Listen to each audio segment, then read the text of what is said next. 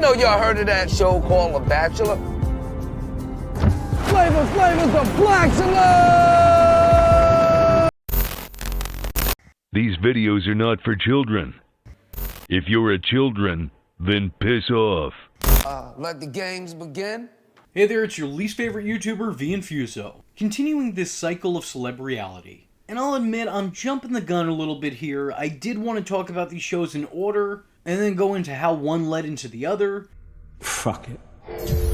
But just to catch you up on things, Flav is probably the most famous hype man in the game.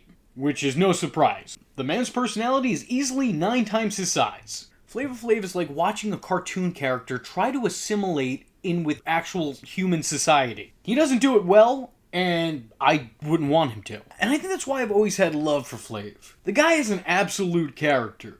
During the early 2000s, though, this man became even more mainstream when he appeared on the show The Surreal Life. A show I'll be getting into relatively soon on this channel, don't you worry. The show is essentially Big Brother, but with celebrities, and it was on that show that he met Bridget Nielsen, who's probably best known for banging both Schwarzenegger and Stallone, as well as Flav on this show. Their strange love affair led to a season-long spin-off titled Strange Love, where the two lived up to the name of the series in each and every given moment. Unfortunately, things didn't really work out, as Bridget instead chose to stay with her fiancé. Oh yeah, she was engaged during all of this. Did I not mention that? Because it plays into it. This left Flav heartbroken and single. But don't you worry, because your boy bounced back with his very own spin-off, Flavor of Love. A show which had 20 women spend their time in Flav's mansion and compete for his affection. I want to give you a picture of what this show was. So, imagine The Bachelor, but if The Bachelor took place inside the loony bin. Between Flav and the girls, there's hardly a sound mind in sight. Poor Big Rick is over here like, I don't sanction this man's buffoonery. But again, that's why I love this show. Real quick, before we get into an episodic breakdown, I just want to paint the picture of Flav for you. The first thing you need to know about Flav is that Flav's a clown. And I'm not saying that insultingly. The man has never tried to be anything more. He is an entertainer through and through. And boy oh boy, is he entertaining. When I say Flav's a clown, I mean it in the most respectable ways. He is a clown, and he is fun to watch. The world has too many nights. Way too many. We need more clowns. In 2022, you could tell me that there's a new Flav series of him just sitting down and doing his taxes, and I would order whatever streaming service that's providing that to us. I will... Give me that, and I will give you my money tomorrow. I was told by all those around me that this was trash TV, but fuck it, I'm a walking dumpster fire. This is my TV. Shut up, buttwad. I'm trying to watch this crap. Word. And I don't talk to any of those people anymore because I don't need that kind of negativity in my life. So with all that being said, let's just get right into it. Let's break down the first season of Flavor of Love, Episode 1. In the first episode, we get to know the girls probably about as well as Flav does. That is to say, we don't really get to know the girls all that well at all. Neither Flav nor the audience ever bothers to learn any of their real names, and instead only refer to them by nicknames that Flav chooses for them. What better way to show just how expendable all these women are? And I'm not even mad, that's hilarious. You come in and then you have a new name now. What is this, a fucking cult? They just come to the mansion and you're like, there is no Erica. Your new name is Bazongas. Tamantha? Nah, you're Mommy Milkers now. Katie, your name is Slurpee because I bet you taste like a 7-Eleven. Outside of all of these nameless women, there are a couple standouts though. Miss Ladin is the pretty but pretty dull one. Sirius is the model. If I didn't tell you, she would have several times. Hey, you know, I'm a model. Smiley is the pretty but insecure one. Hoops is the very sporty one. Pumpkin is the questionable one, but we'll get to her later. And Oyster has an obsession with the color red. For good reason. It suits her. It's good look. It's a good look. Oh, and she also presents herself as a dominatrix. Hottie is the greedy and stupid one, and if your first impression of her doesn't tell you that, the rest of her time on the show will. Y'all need to go on home now, because Flav is already my man. This is my mansion and my money. New York really should have just been named the HIBC, because that's exactly what she is. Editor's note, I did not realize on all her social media that is what she calls it. That's fucking perfect. I'm sorry. We now bring you back to your previously scheduled program. From the very first time we see her on camera, she presents herself as the ultimate reality TV show villain.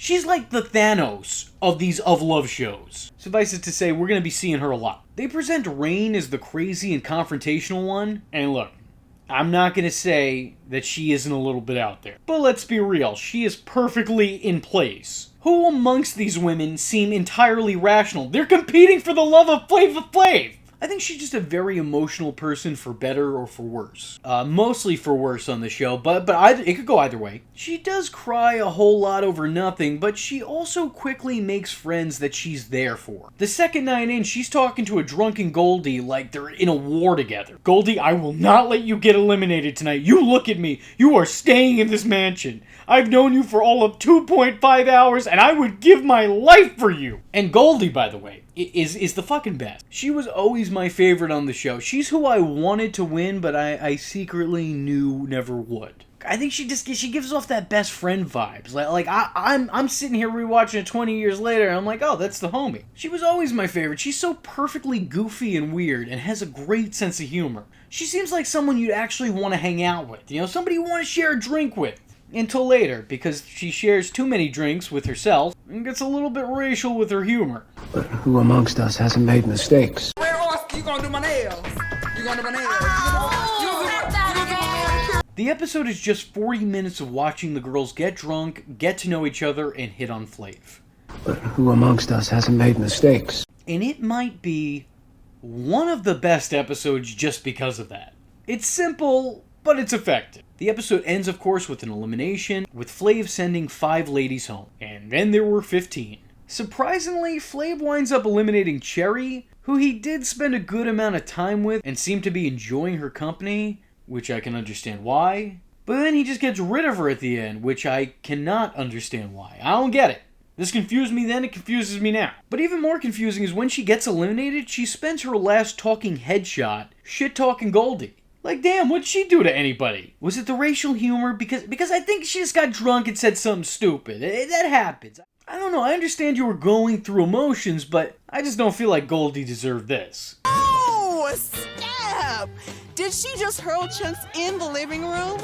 Some women that stayed blondie that puked in a bucket, a gallon of puke, and she stayed and I'm going home? He also eliminates one of my personal favorites, Picasso, who was so weirdly unique that I think it's a shame we didn't get to see her again in anything. As a matter of fact, no one has seen her again ever after this, which is unfortunate because now if there's ever a Daria reboot, who are we going to call? Episode 2.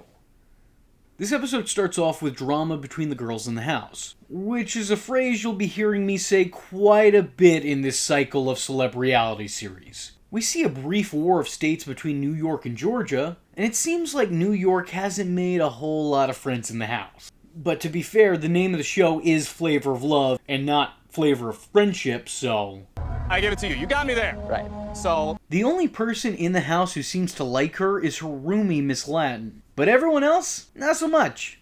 Not New York fans, not gonna be visiting the Big Apple anytime soon. Her problems with Georgia become problems with the whole mansion. Especially Rain and Pumpkin. No, because I'm sick of your you bring your attitude and your energy up in there. You demon. You demon. Calm down. Get out. I'm sick of you. Why do you try to help that? Why are you helping me right now? Because I called you out. Because you don't understand. By the way, this all started with Goldie trying to play a game with the girls, asking them simple questions. Like, alright, chill. It's really not that deep. The first challenge gives Flav 10 minutes apiece with each girl in a hot tub. Now, I know how that might sound, but it's surprisingly not nearly as bad. Some of the time.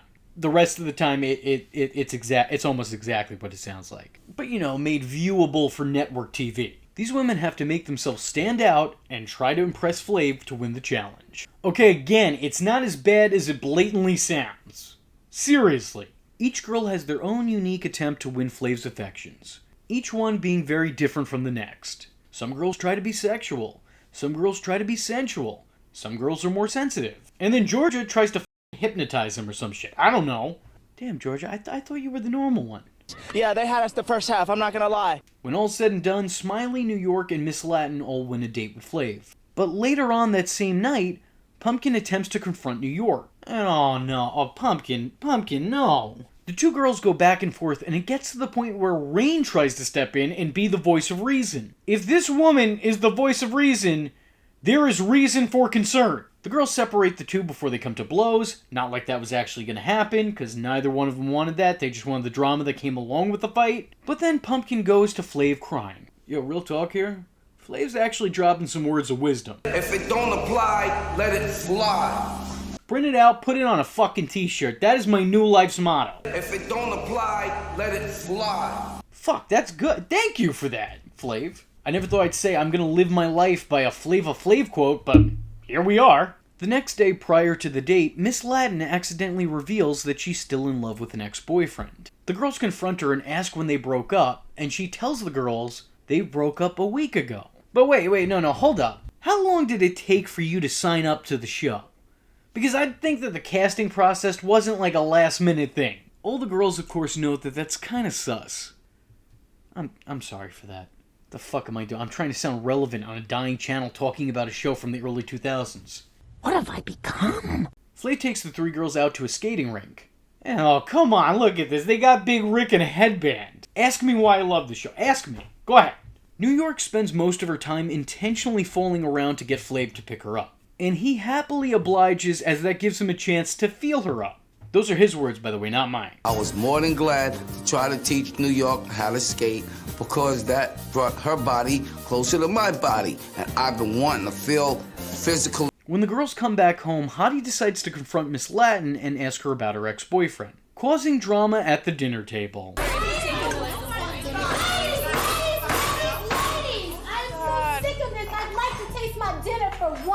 For once? This is the second episode in. What the fuck happened off camera? And question real quick, why do all of y'all act like you've known each other your whole lives? Like seriously, these women never address each other as strangers. They just get right into it. Right before the elimination ceremony, Red Oyster tells Flav about Miss Latin's dirty laundry, causing Flav to eliminate Miss Latin, Georgia, and Rain in the ceremony. As well as Dimples and Apples, who I didn't actually see get eliminated, and I watched this episode back twice. But they don't show up for the next episode, so they're gone. And then there were 10. Episode 3. The episode starts off with the girls all agreeing that they do almost anything and go to any lengths to win the competition. Hottie takes it a bit too far by stating that she'd go through people's personal belongings and cut up their clothes. And that's a party foul if I've ever heard one. Girl, you got to do what you got to do. Flav takes Sweetie, Oyster, New York, Hottie, and Peaches to see some old friends. The girls chat amongst themselves trying to decipher just who this could be. They're really excited because they think they're going to see Public Enemy. But in actuality, they're going to provide a public service.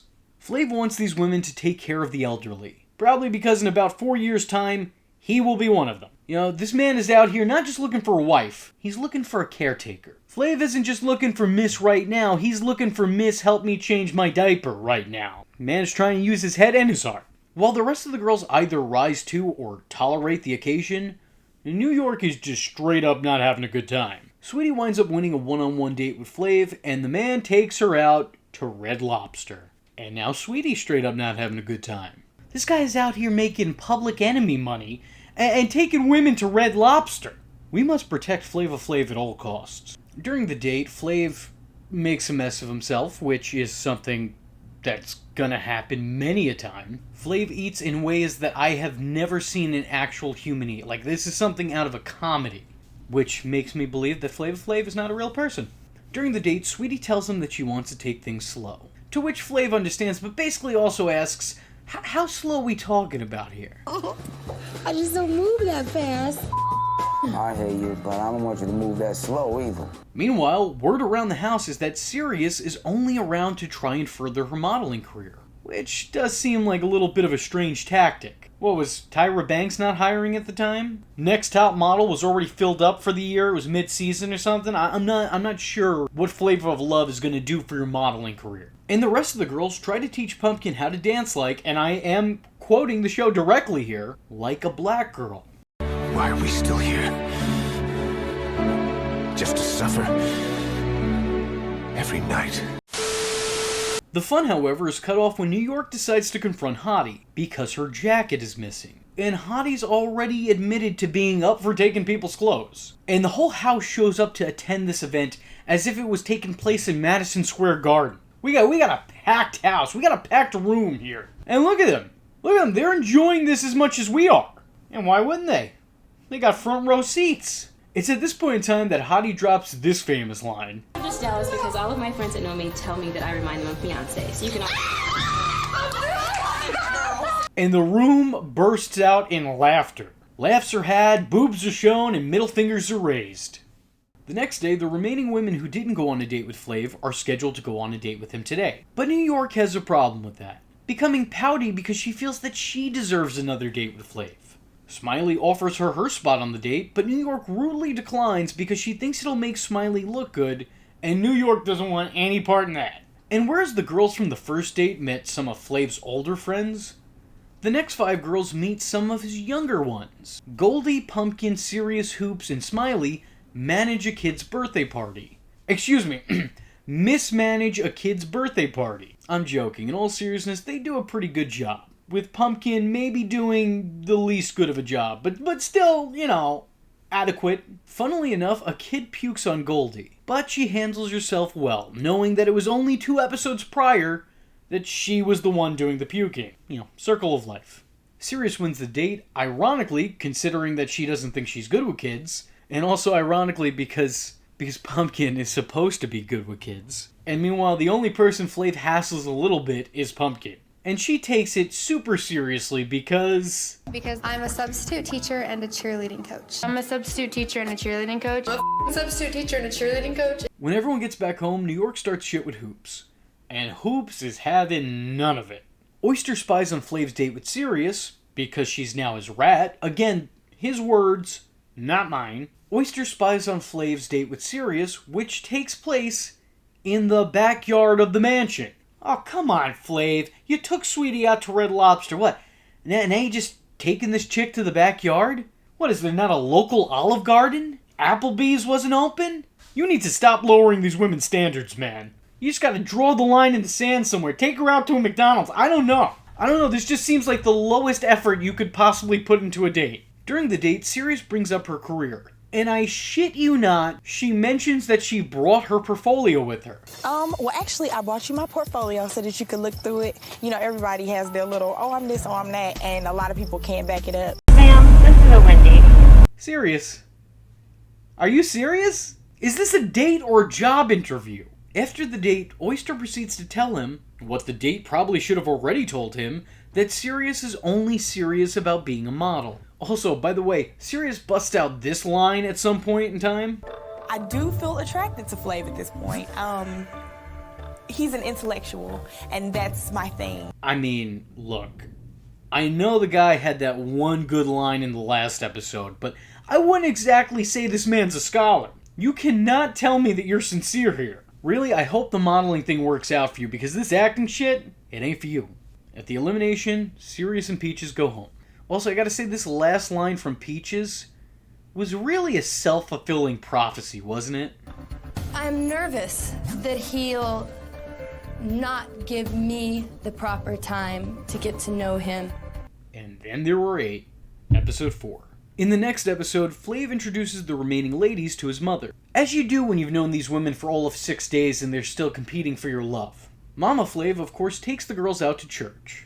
It's really funny because her inclusion in this episode, it has all the girls now fighting for her affection, hoping that that will somehow translate to them winning the competition. I mean earning Flav's love, of course. Following church, the girls are brought out to dinner with Mrs. Flav, where each of them are rushing each other away so that they could try to impress his mother. A lot of the girls don't even try to engage with her like a normal person. They don't take any time or put in any effort to try to get to know her. They just sit down and start listing their credentials. They take a seat and they're just like, here's why I am the perfect woman for your son. I feel bad for this poor woman. This was always going to be horribly awkward, but I didn't know it was going to be this horribly awkward. Following all this, Flav decides to take all the girls on a date, one after the other, drinking during and in between these 8 10-minute dates. So he passes right out right quick. On a date with Sweetie, she basically throws herself at Flav in ways that she previously told him that she wouldn't. And I think all throughout this episode, Sweetie's desperation is really on display.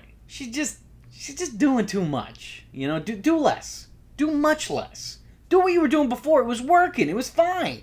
A very tired Flav is accompanied to bed by Hoops and Pumpkin, who stay at his sides in the bed. And then they're joined by New York in lingerie. And this is where I gotta ask, was this show originally pitched to Cinemax? Like, where is this going?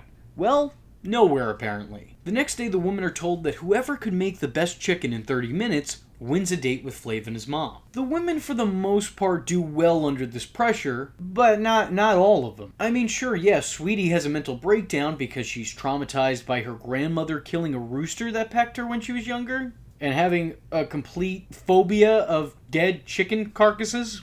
And Pumpkin doesn't cook chicken properly, but, you know, not to be racial here, but, like, who did that surprise? And Hottie literally puts a whole-ass chicken with vegetables shoved up its ass in the microwave, and then just presses chicken and thinks it's done. But, you know, outside of that, otherwise, everyone did fine. I just want to say, whoever number 8 was, that wasn't serious, was you?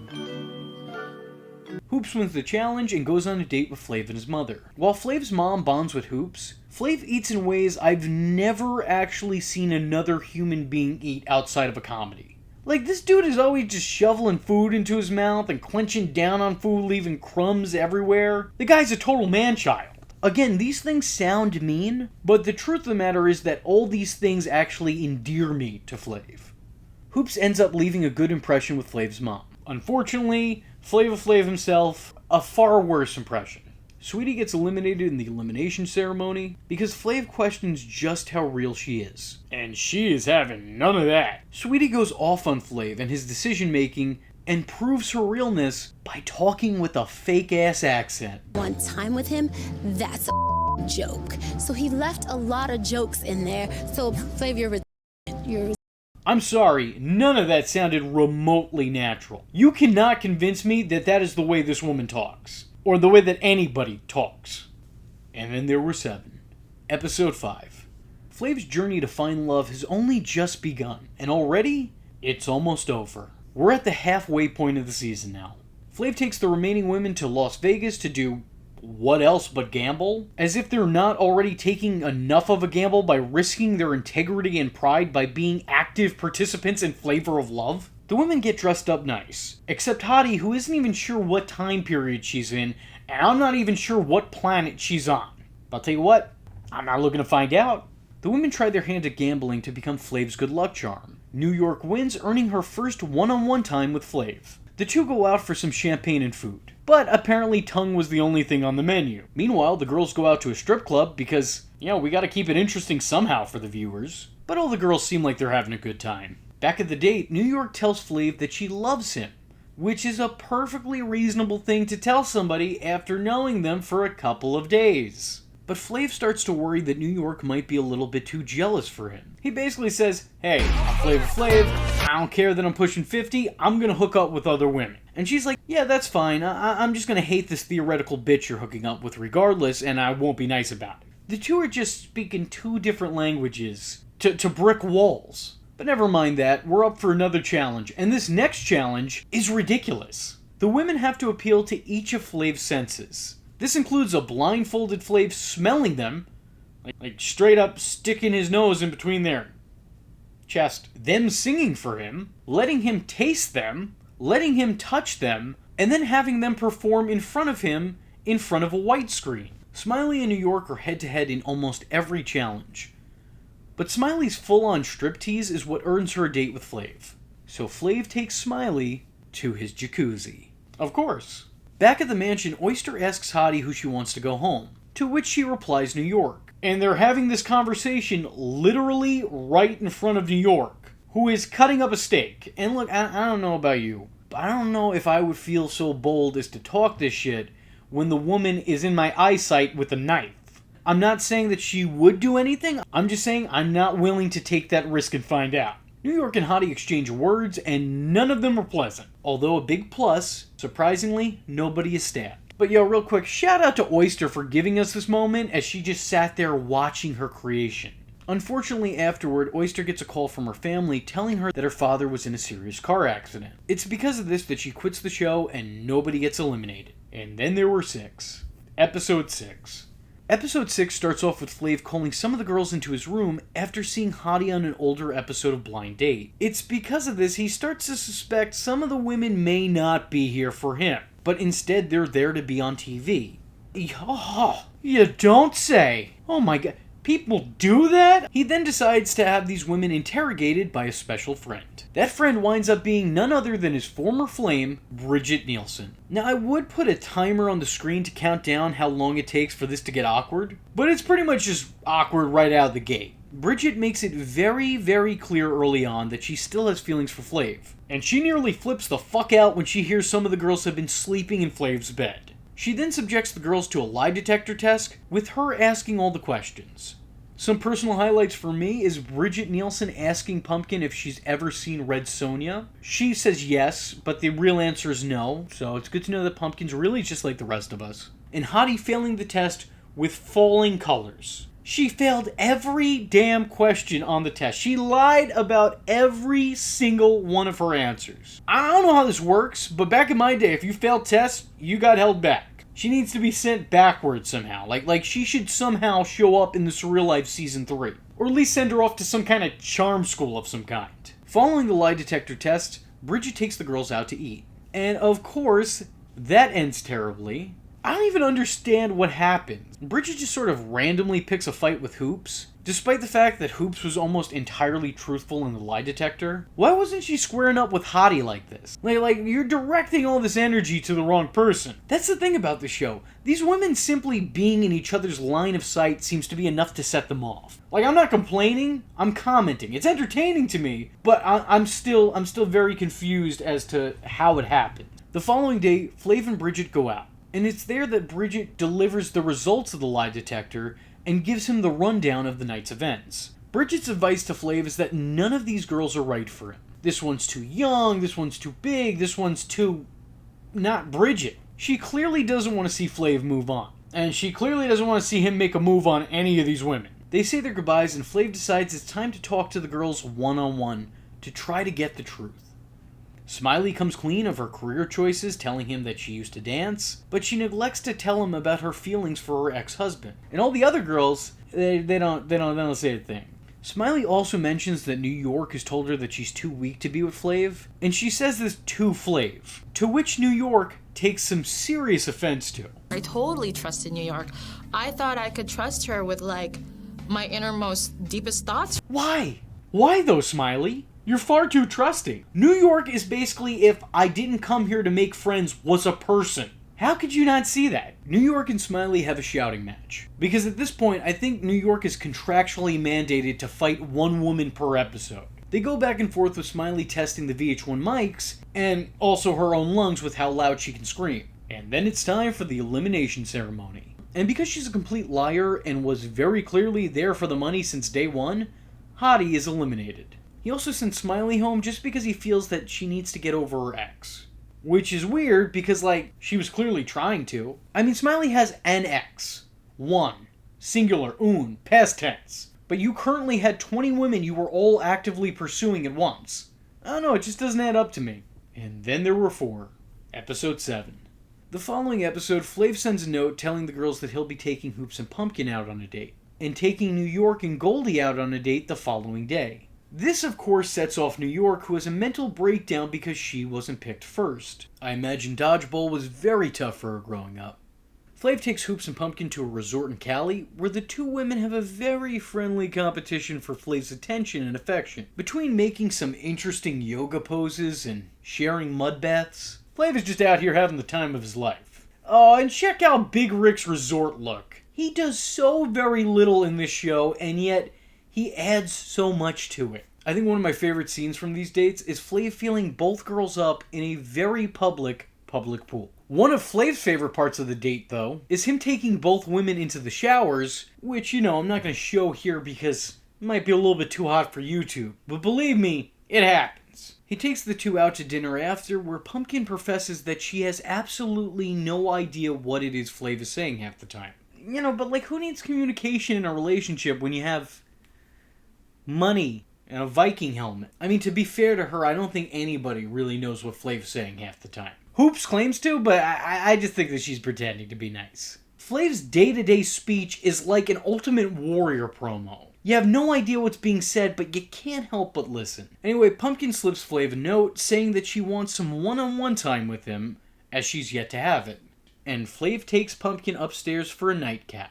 The following day, Flav takes Goldie and New York to the zoo, and following that trip, he takes them both out to dinner.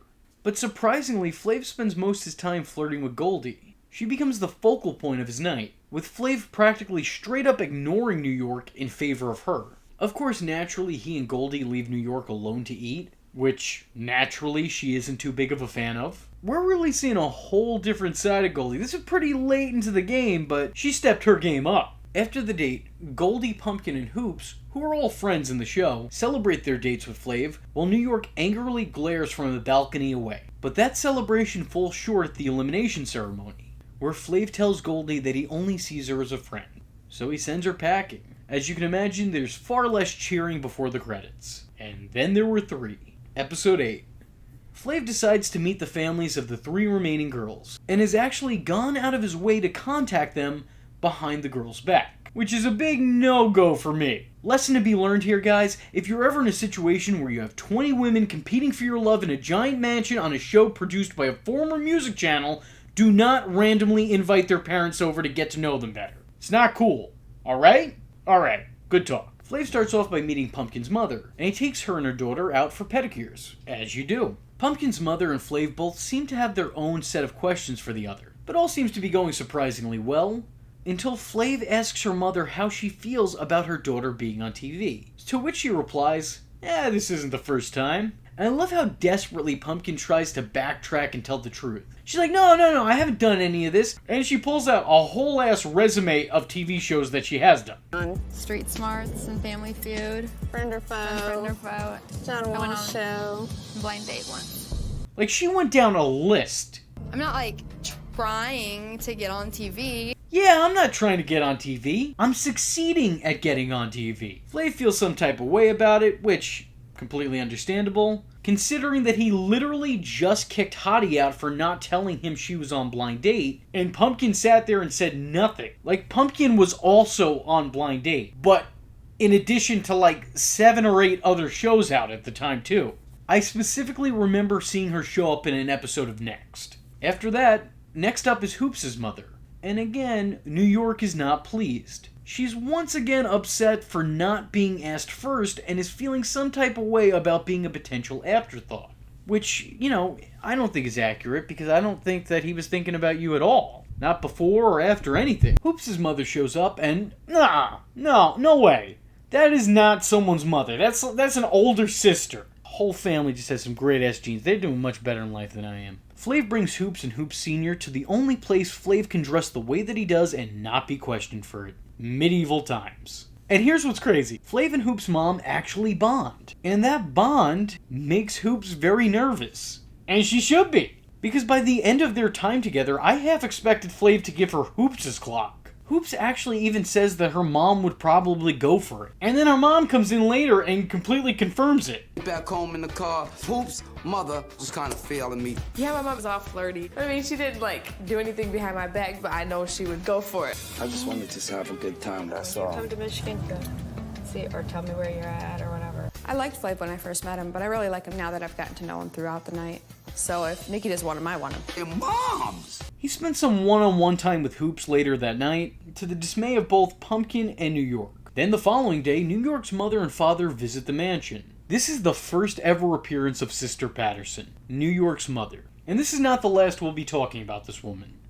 This episode was really interesting in learning where all these women came from. And in this, we learned that New York's larger-than-life personality is apparently genetic. Because boy oh boy, does this woman have one hell of a presence. Sorry, one heaven of a presence, whatever works. It seems like the immediate connection New York had with Flav, New York's mother has whatever the exact opposite of that is. It's like a complete disconnection from Flav. The moment she steps in the mansion, she is immediately turned off of the whole ordeal. I don't even know why she showed up. She probably showed up with her own feelings, and then as soon as she went in that door, for whatever reason, they were confirmed. She doesn't like the mansion, she doesn't like the art in the mansion, she doesn't like the man in the mansion. She's just not about it. She's there entirely begrudgingly. Though surprisingly, New York's father kind of bonds with Flav. And I'm not just talking about just tolerating him. New York's father seems to be like, oh yeah, I could hang out with Flav. You don't usually see that. Fathers being more supportive of their daughter's relationship than their mothers are. Flav takes the family to the tennis courts, where New York and her mother have an all-out verbal brawl at courtside. Sister Patterson is not only not in favor of her daughter dating Flav, but she is openly repulsed by the idea. Come time for the elimination round, Pumpkin is sent home because Flav felt that she was only here for TV. No shit. But as Pumpkin is on her way out, she gives the show one of its most famous, or infamous, moments. As she's making her exit, she somehow finds herself in another fight with New York. And after telling her that she could slap the shit out of her, she instead decides to spit in her face.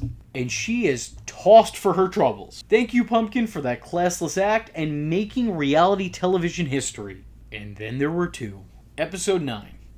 Episode 9 is basically the clip show of the series. It contains some never-before-seen footage, but for the most part, it's just a recap. Most of this we've already seen before. What we didn't doesn't add a whole lot to things, but I will say I do appreciate this one scene with New York. I'm in real love, and I don't want to watch him interact with the other girls because I don't like it. We're going to the Bahamas, though. We go visit my family.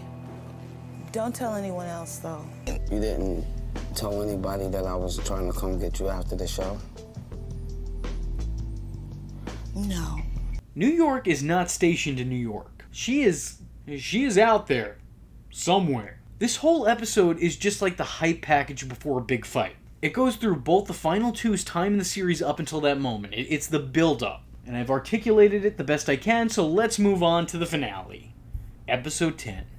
The final episode. We're finally here, the end of the line. Flav takes the final two contestants out to Mexico, where they all don sombreros like the fucking tourists they are.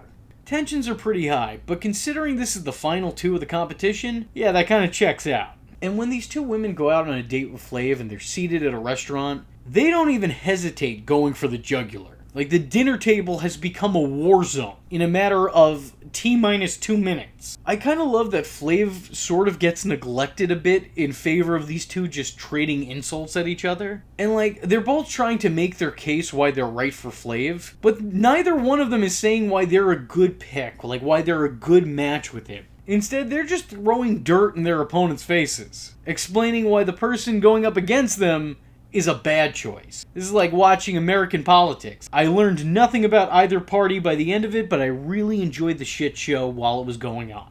Not helping matters was that directly after this confrontation, the two find out that they have to share the same room. Talk about uncomfortable. And I think when the camera stopped rolling that night, they probably reenacted this scene. I just want you to know I hate you. Well, that's fine. Because guess what? I hate you too.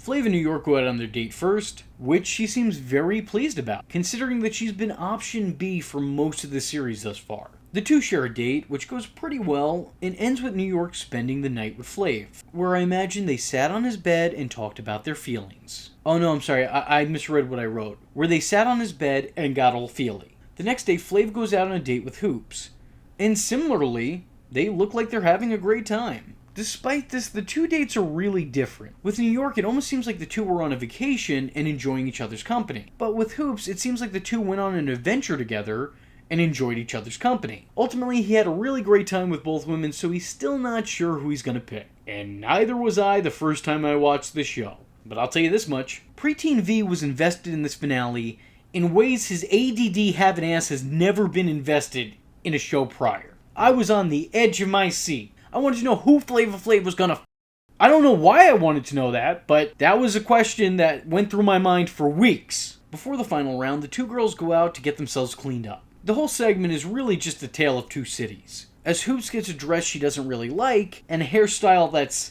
definitely a choice. And she's just straight up not having a good time. New York, on the other hand, is having the time of her life. She loves the dress that she gets, and her hair is done up just right. So they go into this ceremony with very different mentalities and very different energy. But wouldn't you know that the two end up wearing the same exact dress? Of course they do. When the two are put in front of each other, they clash yet again. Honestly, it's just like a verbal smackdown on site. It's at this point in time, New York decides to announce that she's tasted that flavor of love. She's got all touchy-feely with Flav. Emphasis on the touchy, and also the feely with Flav. And it's only then that the titular character of the show arrives, but before he announces his final decision, he makes both girls promise that they won't be mad at him. They both agree, and he tells New York her time is up. And man, that's painful. That's painful. You just talked all that shit, and now you gotta swallow all those words, and I'm sure they taste exactly how they sound. It's so awkward watching her leave because she approached this ceremony with all the confidence in the world. She did all that for all of this. But hey, at least Flav got her a nice necklace, you know, so she did leave with a participation trophy. But you know what? I'm sure New York's gonna be fine, because people love New York. More on that later. New York cries in the limo ride home, while Flav makes his union with Hoops official by presenting her with her own set of custom grills. That's right, custom George Foreman grill. And you gotta love it. That's such a Flava Flav thing to do. I don't even have words for it. So endeth the tale of Flavor of Love. Or does it? This wasn't the last time these girls and our boy would get together. There was a reunion show. It ain't over. It ain't over. So if you guys would be interested in seeing me cover that, let me know in the comment section by saying Flav's famous quote, "If it don't apply, let it fly." Seriously, Flav said that? Most intelligent thing that has ever come out of that man's mouth. Well, of course, behind his lyrical genius in the song Bring the Noise. I think that goes without saying. The follow-up video will also include footage from an interview I did with my favorite contestant, Goldie, who is every bit as awesome as you would hope she would be. And before I let y'all go, let me ask, have you ever wondered what happened to all these Of Love contestants? Well, wonder no more, because here to give you the update and the hookup is none other than Lacey from Rock of Love. Hey everyone, it's Lacey Skulls. Check out my new streaming service, Storm TV. This is the place to be to see all of your favorite reality TV stars from shows like Flavor of Love, Rock of Love, Daisy of Love, I Love New York, and more. What I'm really excited about is the All Stars reunion show, where you'll see all of your favorite reality stars and cast members from the Of Love shows back together again on one stage for the first time in over a decade. On Storm TV, you'll also get to enjoy over 60 episodes of Talk of Love with yours truly, featuring hour-long interviews with all of your favorite reality stars from shows like Rock of Love, Flavor of Love, and I Love New York. On Storm TV, you'll also enjoy weekly episodes of What the French with Farrah and Ashley from Rock of Love Bus. And coming soon in early 2022, get ready for full seasons of Love-inspired shows, including new dating shows, new competition shows, and more. So sign up now for just $4.99 a month and enjoy all the exclusive new content featuring your favorite reality stars from the iconic shows of the Of Love universe. Anyway, with that being said, I was your least favorite YouTuber, Infuso, and I thank you for watching. Hope to see you in the next one. I am vengeance. I am the night, and that was Infuso. Just remember, if you're not tuning in, then you're missing out. So, if you like the words that came out of his mouth hole, and you too would like to become a V-generate, don't forget to like and subscribe.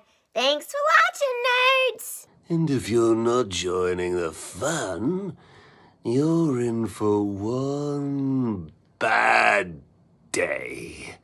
And you know what they say about having one bad day?